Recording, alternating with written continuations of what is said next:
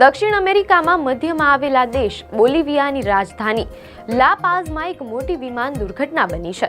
L Alto શહેરની એક શેરીમાં વાયુસેનાનું હર્ક્યુલસ C-130 વિમાન ક્રેશ થયું.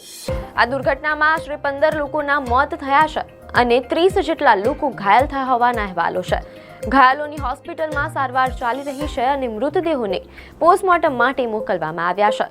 અકસ્માતના ઘણા વિડીયો સોશિયલ મીડિયા પર વાયરલ થઈ રહ્યા છે. મહત્વનું છે કે આ વિમાન ચલણી નોટોનું પરિવહન કરી રહ્યું હોવાની વાત પણ છે. ત્યારે અહેવાલો મુજબ ખરાબ હવામાનને કારણે ક્રેશ થયું હોવાની ઘટના બની છે.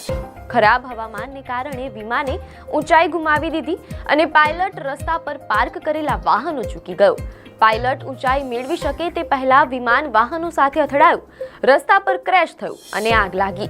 ઘટનાને પગલે સોશિયલ મીડિયા પર વિડીયો વાયરલ થયા છે, જેમાં રસ્તા પર પડેલા વિમાનનો કાટમાળ દેખાય છે. કેટલીક કાર પણ કચડાઈ ગઈ છે. વાહનોમાં પણ આગ લાગી હોવાની વાત છે. સૌથી અગત્યની અને ગંભીર કહી શકાય તેવી વાત હતી કે રસ્તા પર નોટો વિખેરાઈ ગઈ હતી. ત્યારે ઘટના સ્થળે ભેગા થયેલા ટોળાને વિખેરવા માટે પાણીનો મારો ચલાવ્યો હતો. અકસ્માતને કારણે એલ અલ્ટો આંતરરાષ્ટ્રીય વિમાન મથક અસ્થાયી રૂપે બંધ કરવામાં આવ્યું છે.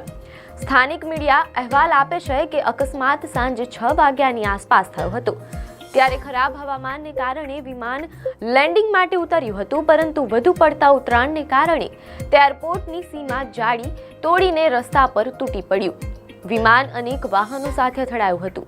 મહત્વનું છે કે અહેવાલો મુજબ અકસ્માત અંગે સરકાર દ્વારા કોઈ સત્તાવાર નિવેદન જારી કરવામાં આવ્યું નથી. આવી જ ન્યૂઝ અપડેટ માટે ધ લોકસત્તા પેજને ફોલો કરો.